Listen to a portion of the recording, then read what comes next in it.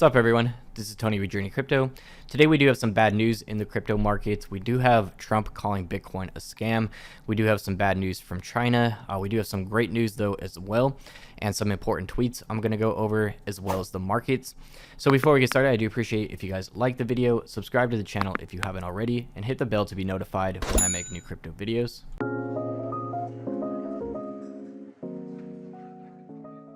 Alright guys, so we do have the markets reacting to the bad news from China, as well as Trump calling Bitcoin a scam. So we have Bitcoin down 5%, while other altcoins down 5 to 10%. We got Dogecoin down 8.5%, XRP down 7%, ICP down 10%. So that is how things are going right now. When we do get a small Bitcoin drop, we tend to see some altcoins dropping twice as much. So that is why I'm really looking for great altcoin deals. They're a lot more volatile, but at the same time, once we do start recovering, I do believe there's going to be higher return on investment potential there as well. All right, guys, so the major bad news for today is Trump calling Bitcoin a scam. Former US President Donald Trump is still not a fan of Bitcoin, calling it a scam while stating that the dollar should remain the currency of the world. So while a lot of people are focusing on Bitcoin right now, they're not really saying cryptocurrency, they're really focusing on Bitcoin itself, which is outdated technology at this point. We do have blockchains that are much faster, can handle more transactions, and just have better benefits in general. And that's just the nature of blockchain. It's going to be advancing with time, just like everything else. So while Bitcoin has been getting a bad rap, it has been dragging down the rest of the cryptocurrency space with it. And the only way we're really going to separate Bitcoin from altcoins, in my opinion, is to really decouple the Bitcoin pairing with all the altcoin pairings on exchanges. When cryptocurrency first started, the main way to trade altcoins was against a Bitcoin pairing. So that was pretty much the standard in the industry until we did have Ethereum come out, and then projects being able to launch off the Ethereum blockchain like USDT, USDC, and other stable coins. So that is becoming the norm now, is people using stable coin pairings. It is easier to calculate and easier for people to manage. So we are noticing the volume on Bitcoin pairings dropping. So of course, this is never going to happen. Exchanges are not going to remove Bitcoin pairings, but I am noticing projects are beginning to launch with stablecoin pairings more than Bitcoin or Ethereum pairings. So that is something to think about. It's going to take a very long time before altcoins aren't being dragged down with Bitcoin. At the same time though, when Bitcoin is going up in general, we do have altcoins blasting off. Which is why I really focus on altcoins that do have major events coming up with high demand, doing big things in the crypto space, because these projects tend to have better return on investment than Bitcoin or Ethereum. So keep in mind, that's not financial advice. This is just my personal opinion. If you guys do want to learn more about how I personally invest and my strategies, I do have a cryptocurrency guides playlist. There will be a link to that in the top right of this video. I do recommend getting as educated as possible and spreading this type of knowledge so we could be better in the cryptocurrency space as a whole. So there is some bad news with China as well, but this could be considered good news. Chinese government agency issues blockchain development roadmap. So China's blockchain, not crypto, stance continues as one government agency publishes guidelines to accelerate the adoption of tokenless blockchain solutions.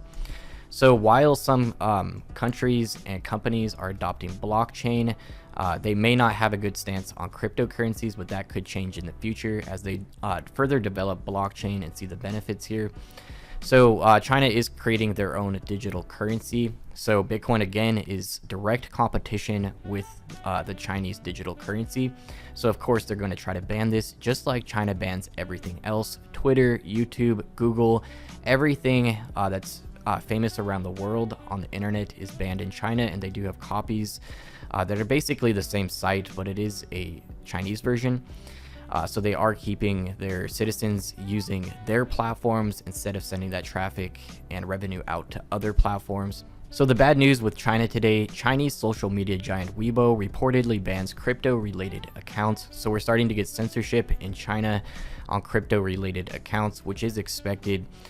The government of China is going to be pushing censorship the more they begin to push their digital currency, because they do want their citizens to use that, keeping the revenue in the country and benefiting them rather than other platforms and other countries. So over the weekend, we did have great news with El Salvador, but still the price of Bitcoin was basically holding stable and now starting to dip again.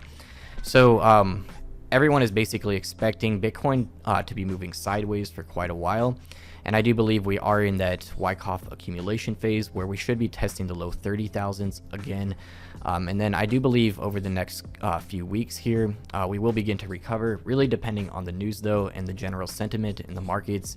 If we do have any crazy news in the market, it could cause more panic and a further market crash. A lot of people still predicting $24,000-$25,000 Bitcoin, which would be the next major support level. So it's always possible to drop to those levels, but I don't think it's going to happen unless we get some really bad news. So El Salvador to make Bitcoin a legal tender, massive, a milestone in monetary history. El Salvador is the first country to do this. If they do see great benefits from this, other countries may begin to follow, and that's just more mass adoption for Bitcoin. This is also going to help institutions start investing in Bitcoin more. The more official things like this and the more Bitcoin is legitimized, the more institutions that will trust holding Bitcoin and continue accumulating, which we did have another announcement here of MicroStrategy. Stock slides after announcing new $400 million debt raise to buy Bitcoin.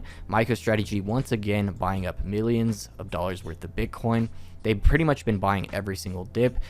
Meanwhile, the company's stock has been going down, but this does show faith in Bitcoin and what they're doing for the very long term.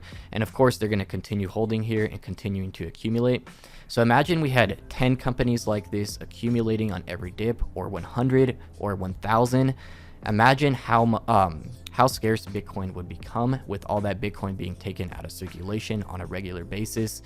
This is the scenario where Bitcoin can hit $1 million. I did talk about this on Twitter recently as well. With there only being 21 million Bitcoin ever, about 5 to 8 million of that Bitcoin is lost forever because people lost their passphrase or something, and the Bitcoin could just never be recovered.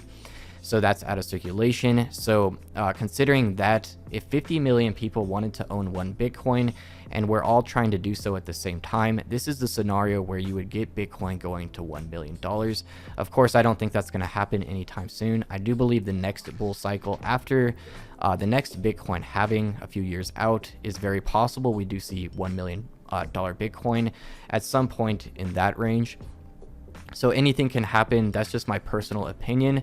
Keep in mind, it's not financial advice. So I'm really not looking to dollar cost average into Bitcoin that much more unless we do get some crazy dips into the mid 20,000s and low 30,000s. I may buy a couple more times and put that in lending and earning passive income on that in the long term.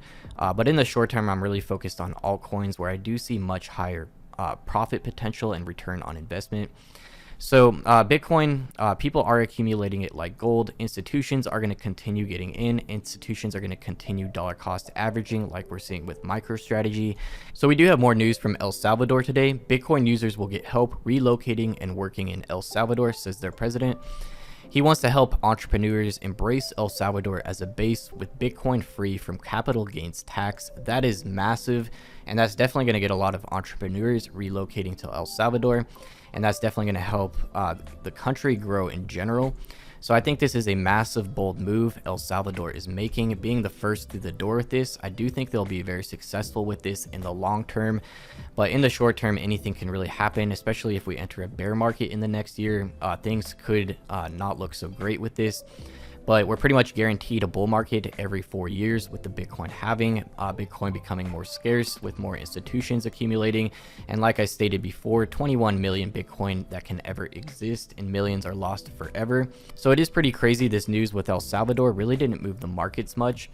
But I do believe that's because we're in a phase of uncertainty right now, and people really don't know if we're going to be moving up or down in the near future.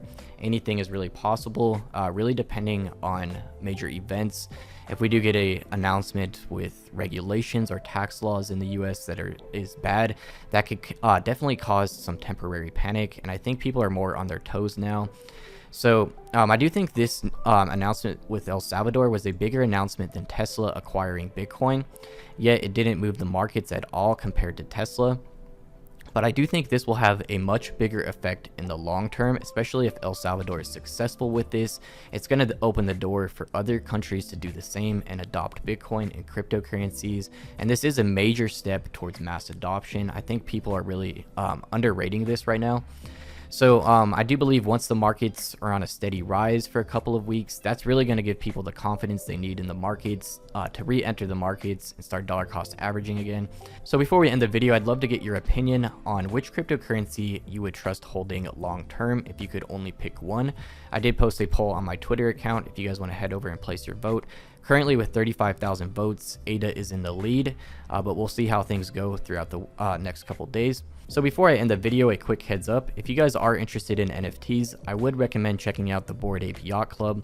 There's only 10,000 of these that will ever exist. I already mentioned these on Twitter pretty much the day after they went live, and the price floor was 0.15 ETH. I put a link to these, and I do know a lot of you acquired these. Comment below if you did end up getting one. Now the price floor is over 2 ETH, or around 2 ETH. Some even selling for much more than this. There was a record sale the other day for 50 ETH for one Bored Ape. So that pretty much has doubled in the past couple days because there's a lot of basketball players getting involved now. And I do believe the community is just growing rapidly in general. Everyone wants one of these apes. They look really awesome. The scarcity factor is there. The community factor is there. So definitely some things to look for in NFTs. It is hard to find, but it is out there. A lot of people are saying the NFT space is dying, but I think you really have to focus on good NFTs and know what to look for, and not just buy the random crap out there, because anyone can generate an NFT whenever they want. So people that are just going out there buying anything that looks cool, you really have to be careful with this. You do have to look for NFTs that are going to have rising demand and a community behind it, and then have scarcity factors with that as well. So I will do a video going over these in the future and showing you guys some of my apes, but definitely something cool to check out. You can go on OpenSea. You could follow them at BoredApeYC on Twitter, and you guys can follow me on Twitter at JRNYcrypto. I do post crypto news and updates here throughout the day. If you guys do want more time-sensitive info, you definitely have to get it on Twitter because, of course, it takes a lot longer to make a YouTube video. So that's it for today's video. I hope you guys found it useful. Let me know in the comments what you guys think about the markets. I'm interested to hear what you guys think. Again, thank you guys so much for watching, and I'll see you guys in tomorrow's video.